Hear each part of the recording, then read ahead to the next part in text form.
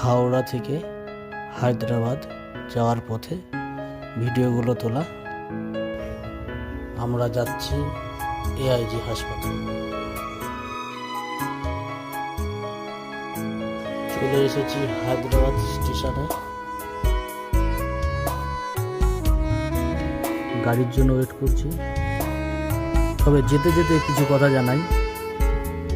আমরা এসেছিলাম নদিয়ার রানাঘাট থেকে। তো হায়দ্রাবাদ থেকে কিছুটা দূরে ভারত সেবা আশ্রম আছে, সেখানে যদি আমাদের এখান থেকে কেউ চিঠি করে নিয়ে যেতে পারে তো সম্পূর্ণ বিনা খরচে, ঘর ভাড়া লাগবে না এবং খাওয়া খরচাও লাগবে না। সেই সমস্ত চিঠি আমরা করেছিলাম, করে সেই চিঠিটা নিয়ে এসেছিলাম। কিন্তু ভারত সেবা আশ্রমের কাছে আসার পর নিজের মন থেকে অতটা ভালো লাগেনি।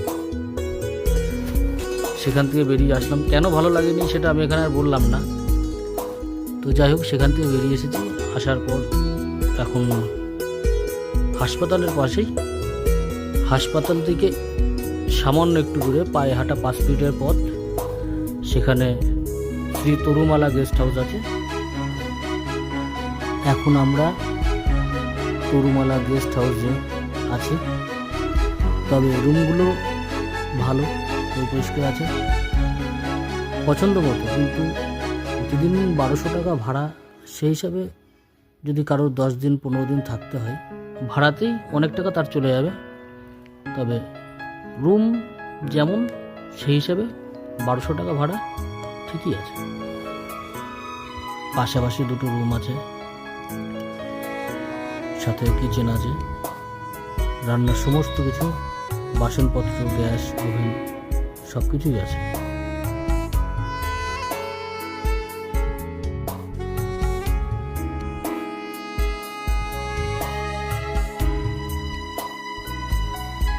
খুব খিদে পেয়ে গেছে, সেজন্য আলু সিদ্ধ, ডাল সিদ্ধ এবং ডিমের অমলেট করে কোনো রকম খেয়ে নিলাম।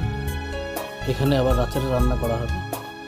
তো যেখানে আছি এখানে সব কিছু পাওয়া যাবে, চাল, ডাল, মশলাপাতি, সবজি, মাছ, মাংস সব কিছু নিয়ে এসে নিজে রান্না করা যাবে।